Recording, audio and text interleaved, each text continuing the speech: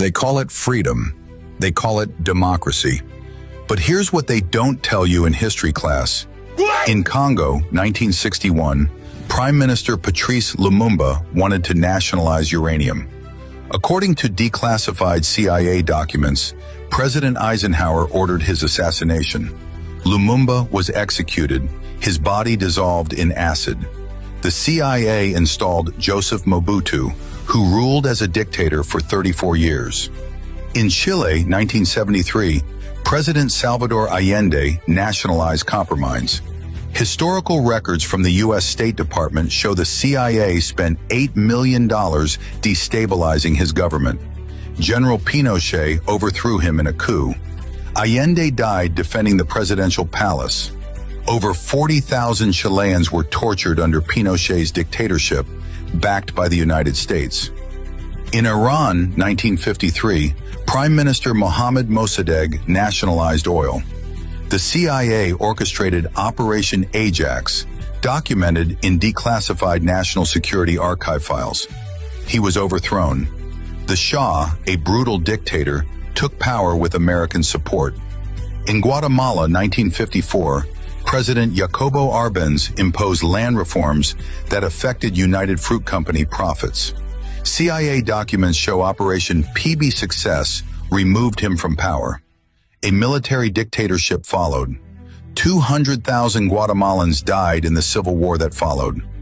In Vietnam, 1963, President Ngo Dinh Diem refused to follow American orders. According to declassified State Department cables, the CIA backed the coup that killed him and his brother. America then sent 500,000 troops, and millions died. In Libya, 2011, Muammar Gaddafi planned to create a gold-backed African currency to replace the US dollar. NATO, led by America, bombed his government. He was executed in the streets. Libya descended into chaos that continues today. In Iraq, 2003, America invaded claiming weapons of mass destruction. There were none, as later admitted by US intelligence. Saddam Hussein was executed. Over 1 million Iraqis died. The country remains unstable.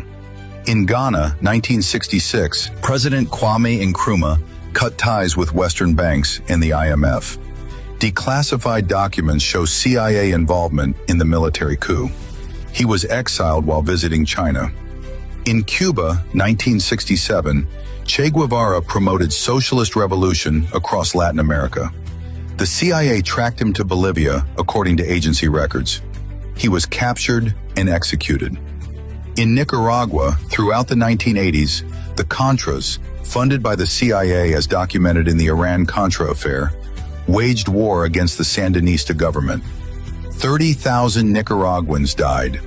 In Grenada, 1983, Prime Minister Maurice Bishop aligned with Cuba. According to U.S. military records, America invaded with 7,000 troops. Bishop was executed before the invasion. America installed a pro-Western government. In Panama, 1989, General Manuel Noriega, once a CIA asset, became inconvenient. America invaded. 3,000 Panamanians died, according to human rights investigations.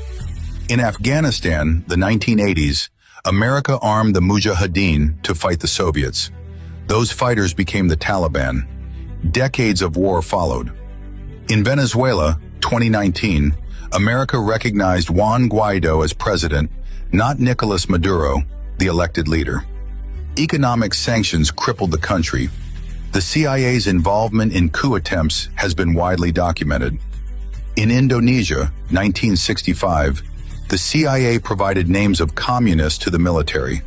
500,000 to 1 million people were massacred, as confirmed by declassified U.S. embassy documents.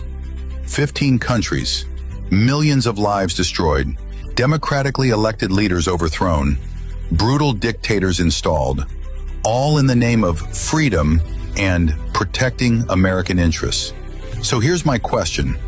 When does intervention become imperialism? When does defense become aggression? When does America stop being the hero and start being the villain in someone else's story? Drop your honest answer. And if this is the first time you're seeing this pattern, share it. Because they don't teach this version in school for a reason.